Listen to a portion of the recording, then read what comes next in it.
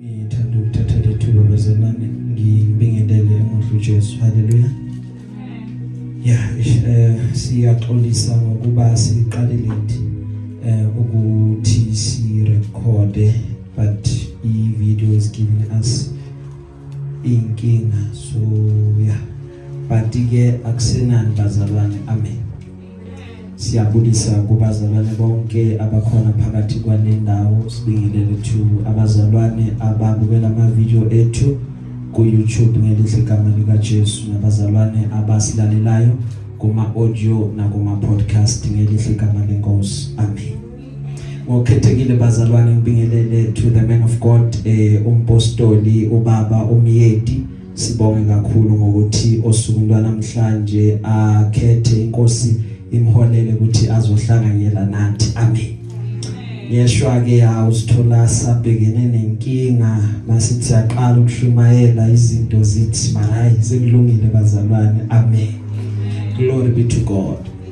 Siyabonga ke ukufika kwenu bazalwane, kuhle kakhulu even enhlizweni zethu ukunibona nikule ndawo.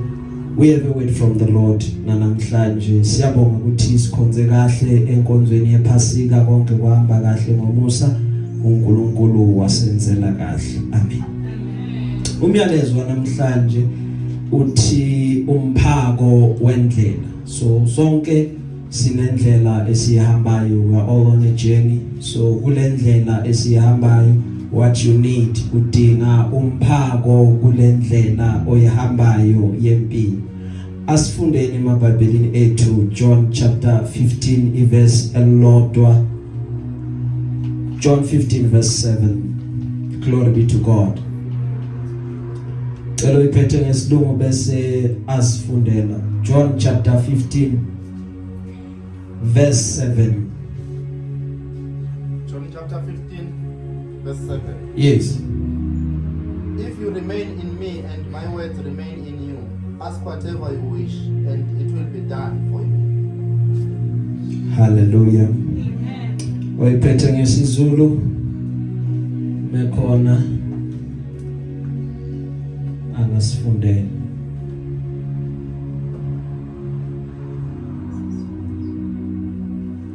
Mengekho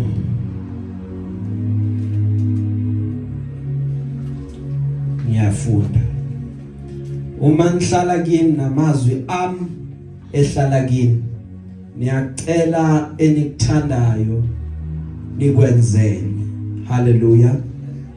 Sizovala namehlo ethu sicele ukuba umpostoli asikhulekele. Baba namandla onke egameni likaJesu Kristu, izwi lakho liyaphila futhi liletha ukukholwa enhlizweni zabantwana bakho. Na inqebu yakho isamile uNkulunkulu ukhuluma izwi lakho, mgqobe, zambule, and futhi uNkulunkulu abantu abaningi abamemela lemlayezo basizakale. Moya engcwele thatha indawo ngogqobo lwakho. In the mighty name of Jesus, we thank you, Lord. Amen. Glory be to God. Siyabonga kakhulu bazalwane. Amen. Ngenkathi ngisafunda isikolo bekuyaye kwenzeke ukuthi othisha bathi kune trip ekhona okufanele ukuba sihambe ngayo njengabantwana.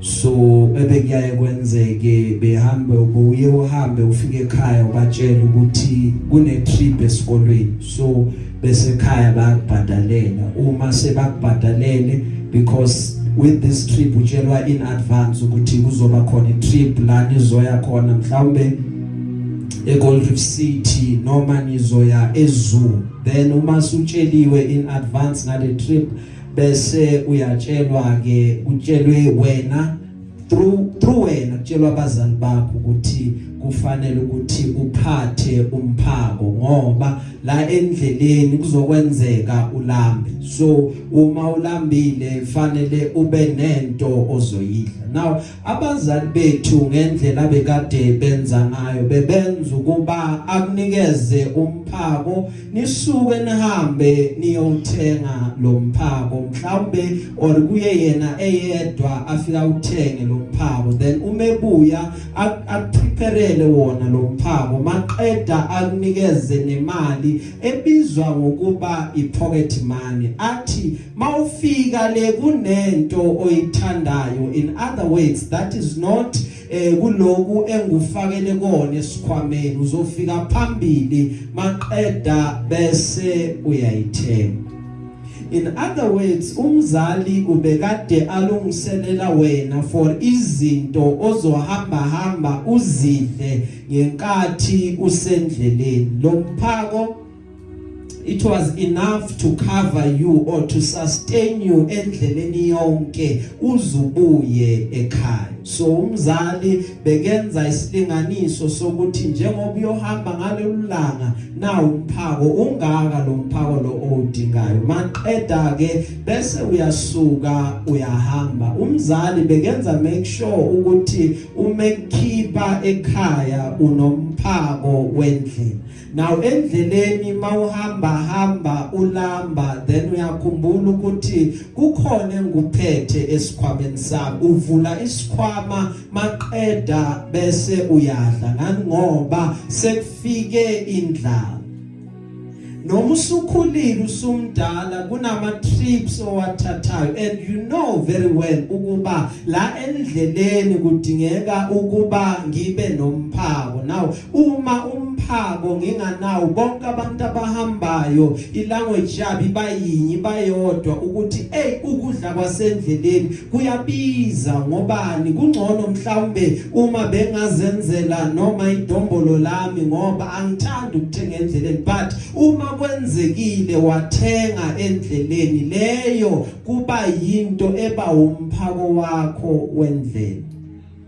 Ngoba impilo iuhambo, and impilo iuhambo olude, and uhambo lwethu you will know and understand ukuba number 1 alulingani. Abanye bahamba uhambo lude, abanye uhambo lwabo lufishana, abanye uma behamba ohambeni kuba ngazuthi bahamba kancane bashaka kancane, and abanye uma bephile empilweni kuba ngazuthi uhambo lwabo luyashesha, yonke into ubona nje iyagijima iyashesha. Ngobani? Ngoba ekuphileni kwethu sisohambeni. Now iyodwa into esingayazi, asazi ukuthi njengoba sihamba navigating through life, inkosi yosikhumbula nini, ngoba ikhathi zokukhunjulwa inkosi izosilanda asizazi, ngoba usuku la inkosi yosilanda khona asiwazi. Ngoba empilweni masiphila sihamba sisohambeni. Sekanje ngokuthi inkosi ithanda ukuba uhambo lwakho lube kangakanani, sekuba iyona into eba determining noma deciding factor eshoyo ukuthi njengoba ula emhlabeni uzohamba nini. Ngoba inkosi yalwazi usuku lokungena kwakho, iphindi lwazi futhi usuku lokuphuma kwakho emhlabeni. That is why ohlabelelayo noma obhale icilongo uthi thula moya wami thula. Inkosi iyakusisha isikhathi sokuhamba, ngoba akekho umuntu okhuluma ngesikhathi ukuthi right now sekuyisikhathi sokuhamba, but inkosi efika kumuntu imazise. Abanye banayo leyo grace yokuthi inkosi ifike imazise ukuthi now sekuyisikhathi sokuhamba, bese na uyavuma athi kulungile Nkosi yami ngiyamkela ubizo lwami to the higher place or to the higher level engasekho la emhlabeni. So kuhambo lwethu into idingayo udinga ukuthi umphako uyawudinga. Awukwazi ukuhamba empilweni umphako ungekho. Ncwadi yezaka 18 verse 16 lithi iBhayibheli isipho somuntu siyamenzela indawo simholele kwabakhulu. In other words, into that leads a person to presence yabantu abagreat ukuthi yena uphetheni esikhwameni. Now that is why ngithe kwena bebakade basinikeza umphaka abazali bathi njengoba uyezu ufanele ube nokudla ozobe ukuphethe esikhwameni ozolokudla. So lo mphako in other words usucisha ufane nethikithi lakho wokuthi uyokungenisa lapha phezulu uhlale le lawo ma-hour yowahlala until uzuphume ungadinganga lutho olunye ngobani ngoba konke okudingayo kusuke kusesikhwameni. Into ekuvulela indawo isipho lesi osuke usiphethe isona lesi sishoyo ukuthi kahle kahle wena uyakuphi ngoba isipho sakho isona lesi sikhulumayo ukuthi lo muntu lo uyakuphi ngoba uNkulunkulu akayenzi mistake yokuthi akuphathise into abantu abangayidingi. Njalo kuyaye kube khona iproblem ebakhona bese kudingeke umuntu ozoyisolve. So fanele ukuba ubuke into eba inkinga kuwena noma into ekhathaza abanye abantu abaseduze nawe, then maqeda ubuka ukuthi isolution singayenza kanjani. Kusho ukuthi once you discover isolution then you will discover lento oyiphethe noma umphako wakho ngoba lento eyinkinga akusiyinkinga kuwena kuphela but kuyinkinga nakwabanye abantu. Bakhona nabanye abafana nawe abadinga isolution yalento that is troubling you. Amen.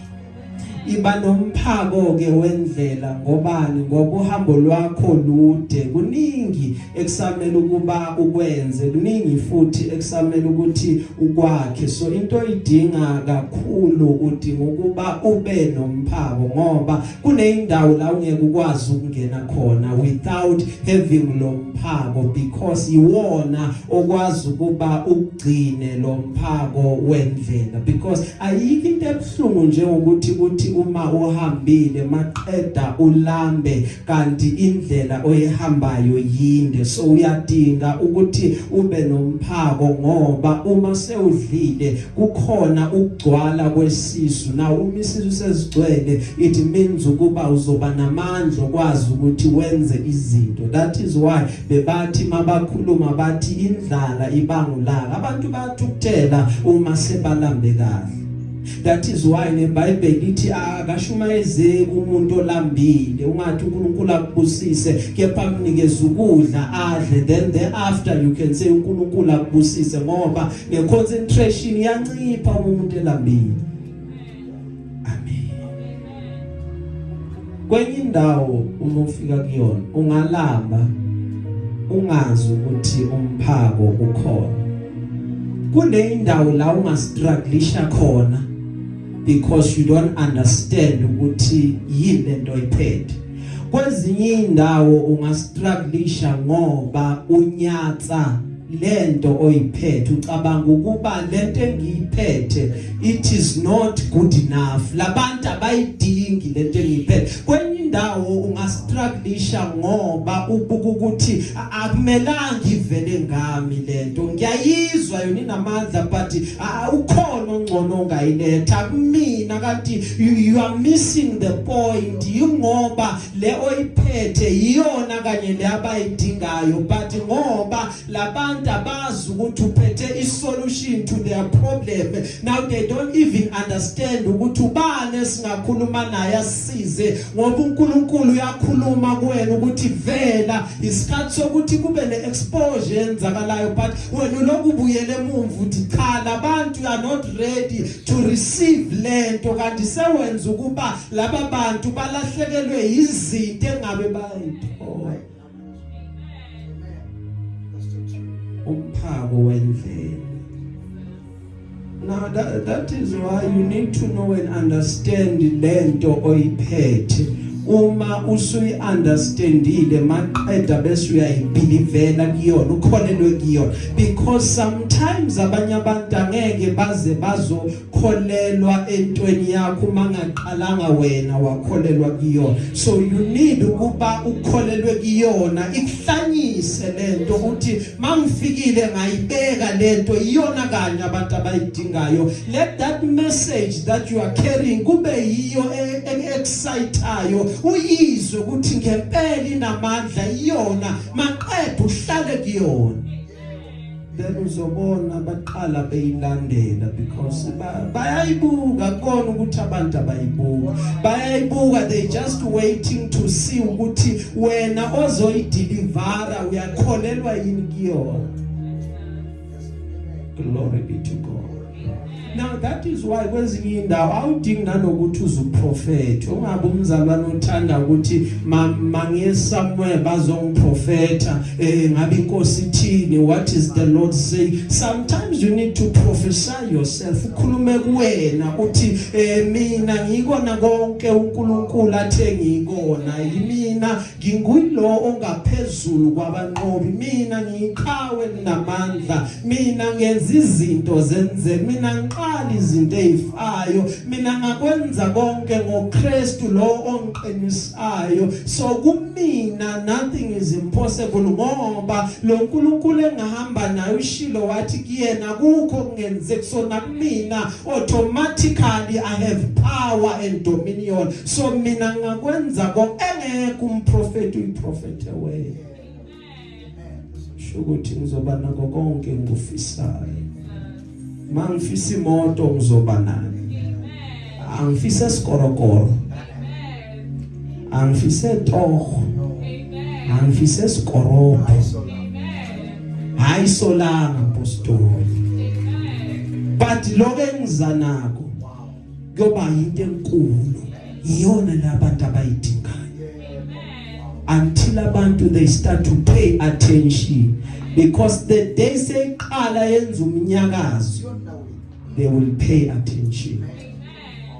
So khuluma ngomphako Wendlela. Amen.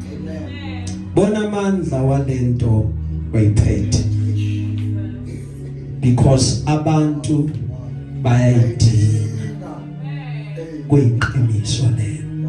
Uma ubusuqedile inkosi bizokuthatha. Kunengozi esidabula kuzona, kunengozi esiphuma kuzona siphile. Yingoba inkosi ibonile ukuba ukaqedile. Awugcinwanga ngoba uhlakaniphile, awugcinwanga ngoba ngazi ukuthi ungcono uthandazeka. Yingoba inkosi ibonile ukuthi cha khona la ungakaqedi khona. Hallelujah. Umphako Wendlela bazalwane udinga ukuthi ube nesikhwama ozofaka kusona. Ngathi ngake ngibuza umbuzo ukuthi esikhwameni sakho ufakeni, ngoba impilo yakho iyisikhwama. Yonke into yamkelayo kube ingene kuwena uyifaka esikhwameni sakho. Yonke into oyizwayo maqeda uyamkele uyifaka esikhwameni sakho. Why inkosi ingakabuyi? Inkosi ayikakabuyi ngoba umyalezo wokuthi uJesu uvukile ethuneni, uyaphila, bonke abakholelwa kuyena banamandla ukuthi babizwe ngabantwana bakaNkulunkulu awukafiki to the ends of the world. Because fanele ukuthi mayibuye inkosi kuzoshiwo ukuthi akekho noyedwa ongawuzwanga lo myalezo ukuthi inkosi khona yaphila. Manje ngoba bakhona bangakezwa, that is why ingakabuyi. Ikhwama zabo azikakathwali lokho efane kuba zikuthwala. So kuthi ngibuza ukuthi esikhwameni sakho ufakeni. Abanye nje bayamangala ngoba abazi ukuthi ezikhwameni zabo kukhona. Abanye izikhwama zabo bayihlola, bayicheck ukuthi kahle kahle ngiphethe na esikhwameni. That is why nezinto abahamba nazo zingabasebenzeli. Umuntu uyakwazi ukusuka agcwalizwe lonke ayofuna usizo akhohlwe into esesikhwameni engamsebenzela. Akhohlwe ukuthi mangikhuleke ngeqiniso nangokwethemba isimo singaguquka. Athi usizo ngalithola ngaphandle, azathola abantu abazodlala ngaye ngoba akabonanga ukuthi esikhwameni sakhe khona. Glory be to God. Na fanele uhlale wazi ukuthi la esikhwameni sakho kufakwe ini, so that uzoyikhumbula la seyidingeka khona, so that izokwazi ukuba uyisebenzise ibe effective ekuguquleni impilo yakho. Understand ukuba esikhwameni sakho kukhona ini, ngoba you will always remain accountable for lento esesikhwameni sakho. angeke ukwazi ukusebenzisa into ongayazi ukuthi iyini nanokuthi lento ekhona kahle kahle ingeyokwenzana. Uthi uDavid encwadini yamaHubo, enhlizweni yami ngifihlile izwi lakho ukuze ngingoni kuwe. So he understood ukuthi esikhwameni sabo into ekhona yizwi. So uma izwi lifihliwe esikhwameni lenza ukuthi angakwazi ukona, kuvele kube impossible ngoba uguidwa yizwi. Izwi uma lithi chabo wena wathengwa ngenani eliphezulu uqualify ukwenza lo, maqeda vela ngakhona ukuthi enze isono ngoba he understand ukuthi kuJehova kukho kubi kuyena. He understand ukuthi esikhwameni sakhe ufake ngathi ngabuza ukuthi kwesakhe isikhwama ufake ini, ngoba abanye nje sikholwa nje baloku bahamba baqongelela izinto, bahamba bacollecta izinto eziqeda bona. Abanye ikhwameni zabo ugcwele umona, ugcwele inhlebo, kugcwele izinto ezibenza ukuba bangakhona ukuqhubeka baye phambili ngobani abagadanga ukuthi la esikhwameni kungena ini. Abanye uma beqhubeka nempilo collector izinto, babamba amaqhubu wango 1970 1992. It is 2022 right now, but omunye uthi kunabantu engaphiwanga bona, kunabantu engabakhulumisi. Ingani? Ingoba ukhetha ukuthi athathe izinto ezizohindarisha iprogress yakhe, angakwazi ukuba aqhubekele phambili uma esabambele izinto. Manje ngiyaye ngithi mina kunabantu uma ubhayiza noma ungahlakaniphile kahle ungaluza lezi zinto uNkulunkulu ayibeke kubona for wena. Ngobani? Ngoba uloku bavalela ngaphandle loyamuntu angimfuni, kanti awazi ukuthi unama ideas angakupha wona ayoguqula impilo yakho for the better. Uphethene esikhwameni sakho? Ufake ini esikhwameni sakho? Ngoba lento iphethe, it can either change you or ihlale solo iloku ingasebenzi, solo iloku ingabonakali, solo iloku ingaveli ukuthi kahle kahle uphethe. Hallelujah. Sometimes isikhwama sakho sigcwala izinto zize zibe ziningi kakhulu lezi zinto. Ngikhumbula sisakhula sasithi uma sizohamba sinikeze umphako, abazali bayesitolo bafike bawuthenge bafake sihambe siyohambeni, but uthola ukuthi ezinye zalezi zinto endleleni awuzidli nalokuzidla ngoba ziningi kakhulu. Noma yabona phela ngithi mawuphuma netrip uthola naloko ongavamisanga ukudla. Thatha inyama ibrayiwe nje ubona madoda Kentucky yazi yabamna ekhaya nje njalo bayakokisa mibamba ulokudla inyama nesikhumba esikokisa, mara mayohambe iyafry ithoso ihluke gcwala amafutha uzongathi uthi mase uyidla but kubuhlungu ukuyiqeda. Ngobani? You discover ukuthi lokho phakelwe kona kuningi kakhulu. Amen. Sometimes ukuzonikwe kona kuba kuningi kakhulu, ugcine ungaqedanga, ugcine kukhona okunye okusalayo efanele ukuthi usuke ubuyele nako ekhaya. So ngifuna understand ukuthi impilo yomuntu ayingobuningi bempahla noma ngobuningi bezinto nazo. Kunabantu who have went on to gather a lot of things thinking ukuthi impilo consists of abundance yezinto enginazo, but to their surprise bayithole baba empty, izinto igcwele. Ayikho into ebuhlungu nje ukuthi ube empty kanti fridge igcwele. Uma uyivula kugcwele ukudla, ayikho inhlobo yokudla engekho, but uma ubuka umoya wakho, umphefumulo wakho awunelisekile. Kunalento othi mawubuka ukuthi empilweni yami kune void, kunalento eshodayo. Kubuhlungu kanjalo. Akuyi ngokuthi unobuningi obungakanani kuloku kuphila bazalwane. That is not life. That is not how it is made. But kuyakount ukuthi what is in your bag. Amen. maybe asibuza ukuthi yini lo Umphako Wendlela engiudinga kangaka. Amen.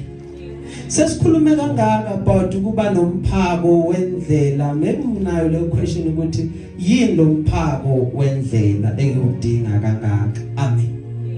So umphako wendlela odinga kangaka izona zonke lezi zinto oyayisuku uyoyicela enkosini. Konke okucela enkosini ucela ngoba with the hope ukuthi iyokuguqula impilo yakho. That is umphako wendlela. Ucela ngoba kuyofika kwenza impilo yakho ibe ngcono iguquke. Mhlawumbe ifane nezimpilo zabanye abantu uthi uma uyibuka uthi impilo zabo zingcono. So ocele enkosini ikona konke okuba umphako wendlela. Impilo oyiphilayo awuyiphili ngoba uyiphila kepha uyiphila ngoba kunezinto osuke uyicela enkosini maqeda bese inkosi iyakwenzela. Then excitement yokuphila kwakho ukuthi nginanako ake ngiqhubeke nginanako ake ngiqhubeke. So ukuphila kwami sekuba ukuthi ngifeza ngifeza wonke umuntu ofeza injongo yokuphila kwakhe usuke afeza into ethile ngobani. That thing has enveloped him yenza kuba abe nepassion yokuphilela into ethile. Abantu abakwazi ukukhuluma bangayibiza ngokuthi purpose or injongo. Wonke umuntu ofeza injongo it is because sekune excitement ethi njongo fezeka cebo ugcwaliseka ingoba vele uphila nje ukuthi ugcwaliseke lento.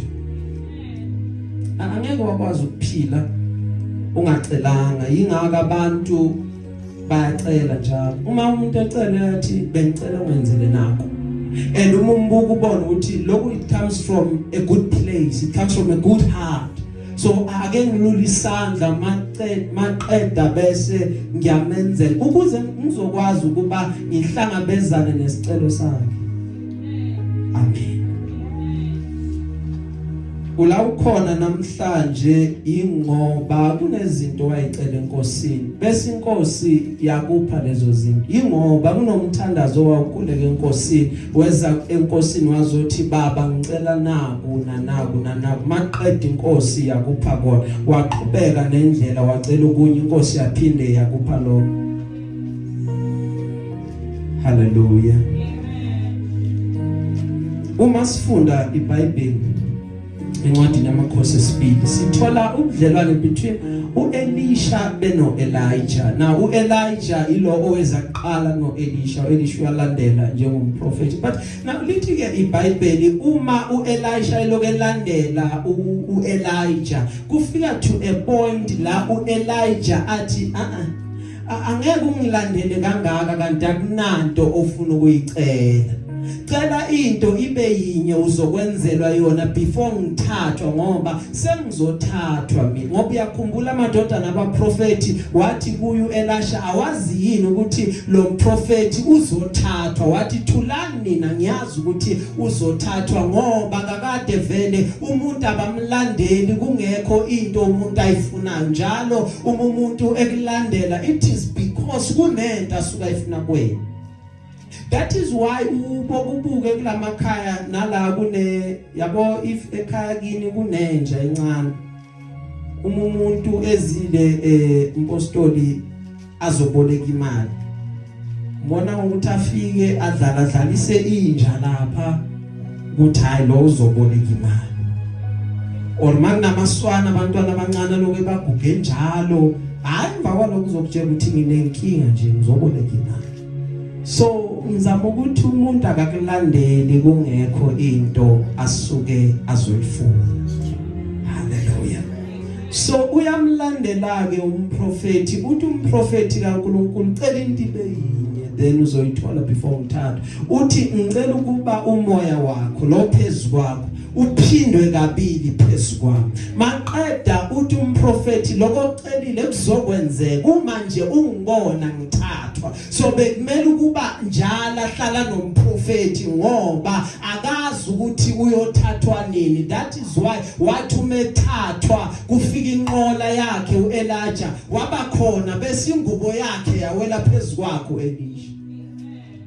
Hallelujah. kuyena ucela into enzima kakhulu but uma ungibona ngithathwa then lento izokwenzeka every day when we come to the Lord siyacela baba ngicela nako baba ngicela nako athi uJesu mekhuluma emkhulekweni mangithandaza anothi Nkosi usiphe namuhla sinkwa sethu semihla ngemihla. What is that? It is a prayer for a provision. Nkosi angikhulekela okuningi uma nginesinkwa I'm sorted. Uma nginesinkwa I am enough, I can keep on going, but give me this bread. Ujesu agcina kuphela ukuthi esinkweni but uthi sangemihla ngemihla usuku nosuku. Nkosi make sure ukuthi I'm well taken care of. Hallelujah.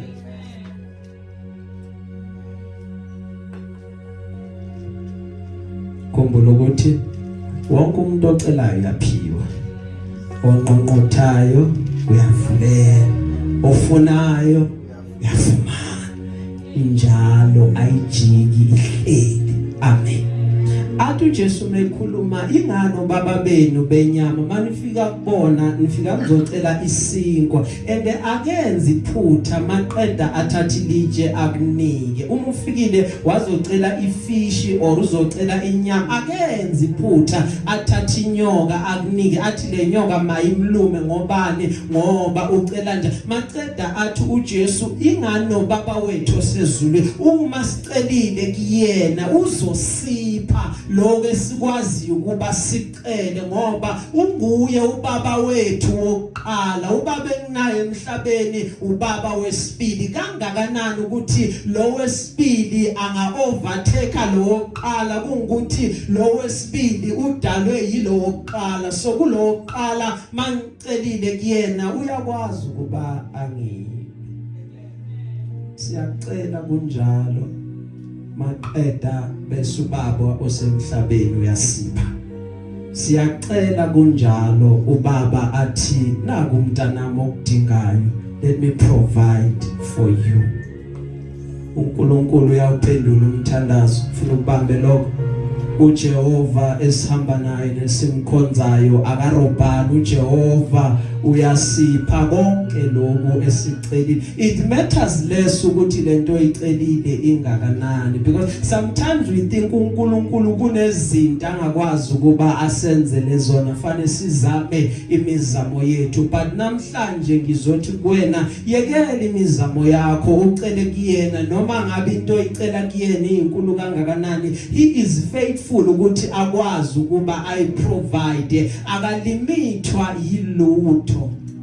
He is a limitless God. Ayikho into kuyena engenzeki. Mawakha indlu bazalwane, mawakha uThurumu usheshe umqede.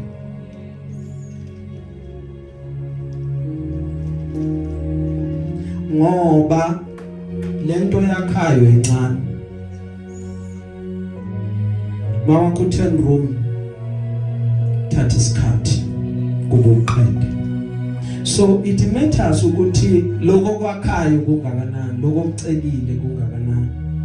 Kunokwenzeka ucele into enkosini ubone ngazuthi iyadeleyeka, kanti awu understand ukuthi lokho kucelile kukhulu. Ngenkathi loya mama loya ngizomkhumbuza ukuthi konje ubani sengimkhohliwe. Lo mama loya athi ngicela indodana ngenxa yomgcaki wami. Konje ubani lo yama uHana. Ngenkathi uHana ecela indodana benga understand into eyodwa ukuthi lento ayicela inkulu kangakanani.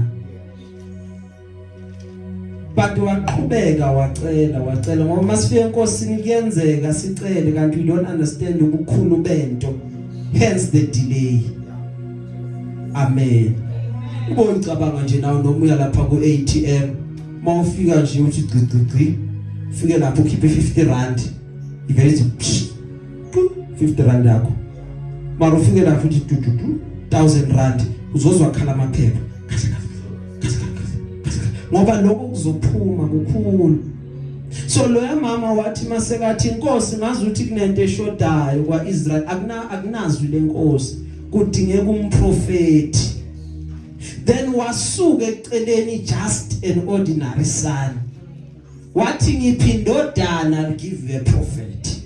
Now a prophet sekumuntu omkhulu isizwe esimdingayo because then ayicelile inkulu then kwaba khona iconnection uNkulunkulu wamupha uSamuel. Uphetheni isikhwama sakho because umphako Wendlela uyawudinga. La bantu beshintsha khona, la bantu beguquka khona, la abantu bekulahla khona. Ukhona oma nawe ongalahlani. Ukhona ozothi mawufike kuyena uzocela angathi sewucela kakhulu. Ukhona ozothi mawufike kuyena angeke aze athi soyangidina kudala lokufika uzocela nimtsheleni ukuthi angikho but uthe kuthina celani noma ngayini nizokwenzela. Celani noma ngabe nifuna ini niza kuyifumana ngoba nginguNkulunkulu onazo zonke lezi zinto enizicelayo. Uma ufike kumina uzocela then you are sure ukuthi lokho ucelile uJehova uzokupha kona, uJehova uzokwenzela kona ngoba uNkulunkulu esamba naye izwi lakhe uyalimela. Ngeke athi kithi masicele kuyena maqeda bese yena uyasibalekela. Ngeke athi sicele kuyena maqeda bese uyaguquka athi laba bantu sebengihluphe kakhulu. In other words uyena othi qhubekani ningihluphe, qhubekani ningihluphe. Angithi uyena uJesu bathi bedoba inhlanzi wathi uJesu ukubona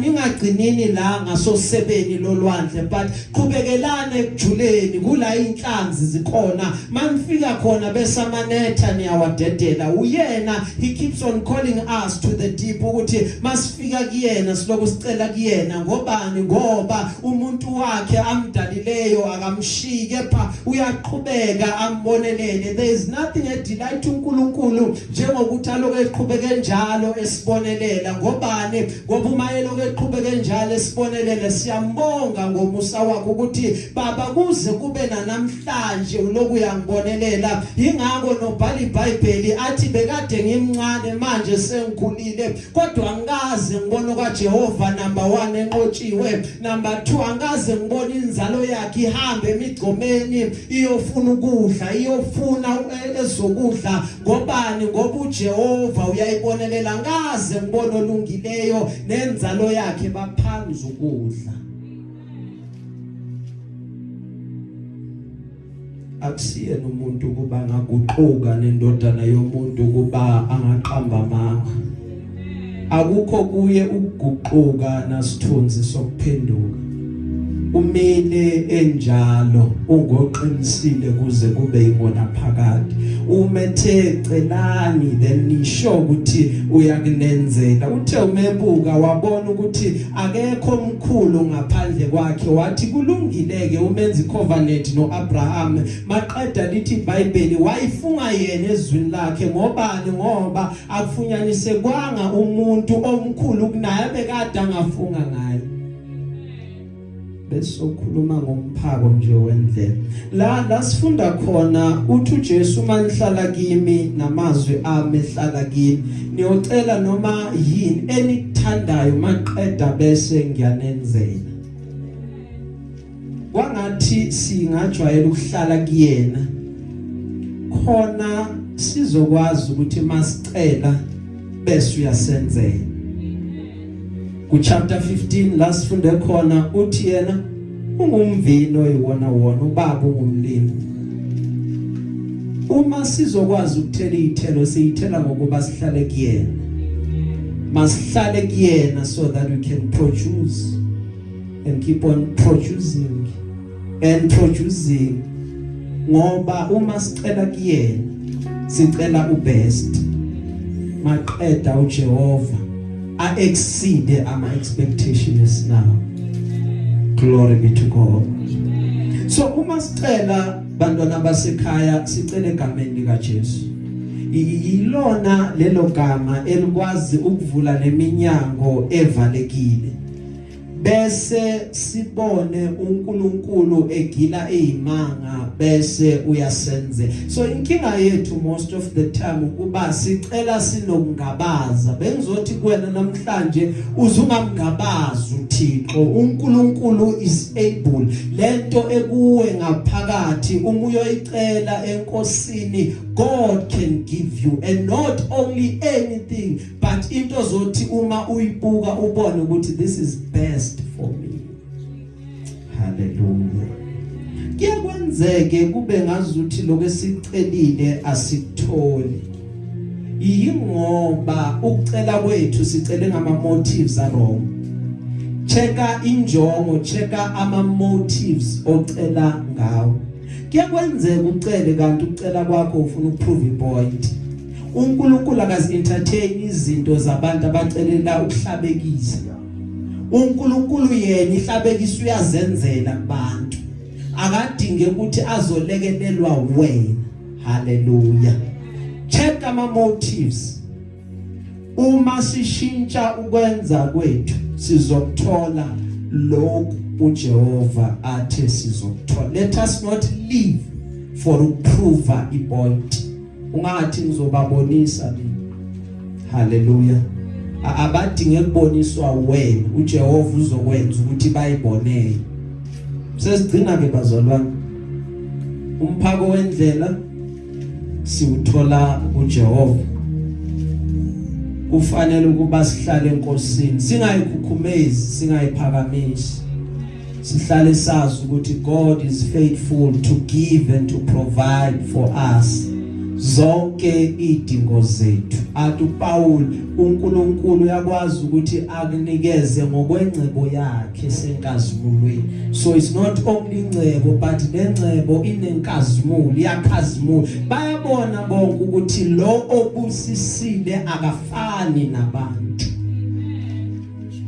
Uma sicelile kufanele senze into eyodwa.